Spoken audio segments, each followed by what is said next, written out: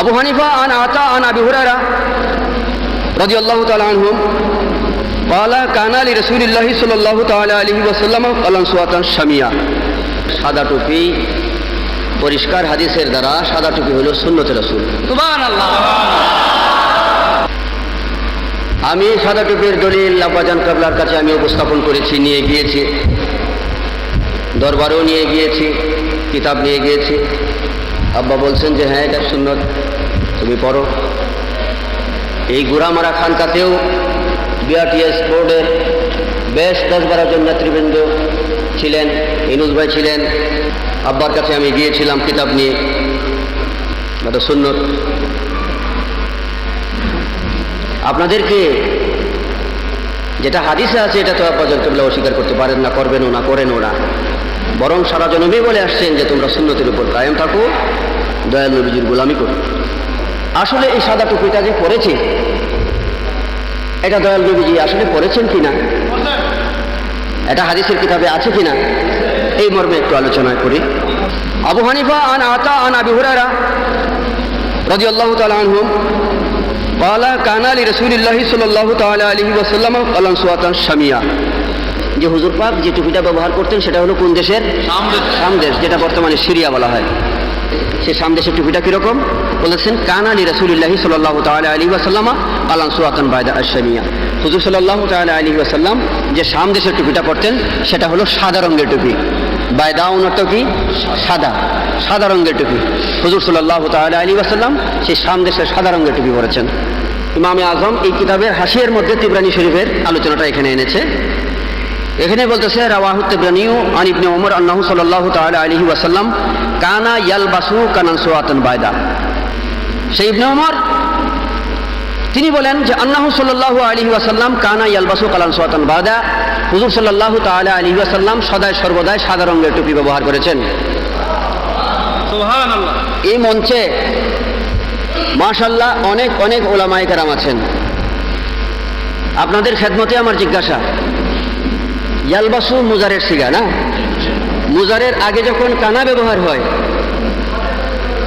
তখন কিসের অর্থ দান করে?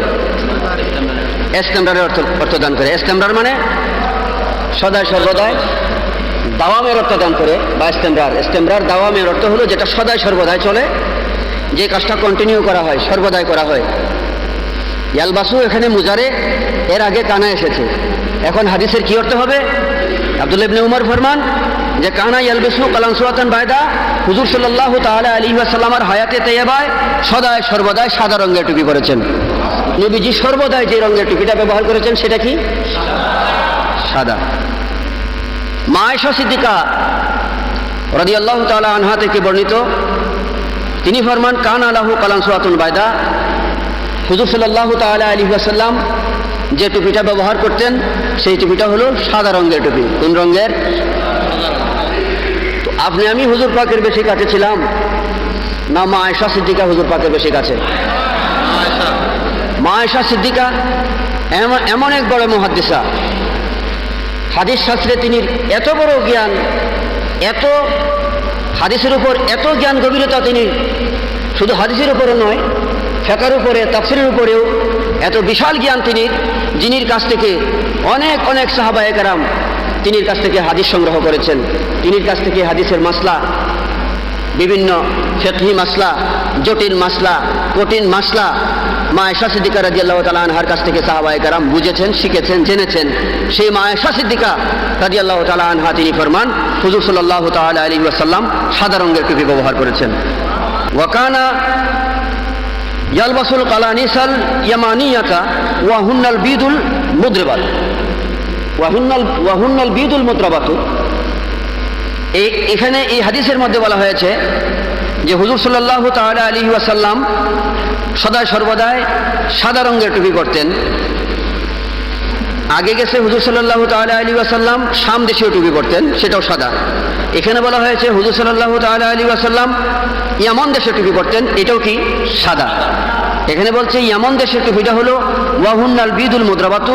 ইয়ামান দেশের টুপিটা হলো সাদা রঙের কারুকার্য খচিত, সাদার মধ্যে কাজ করা।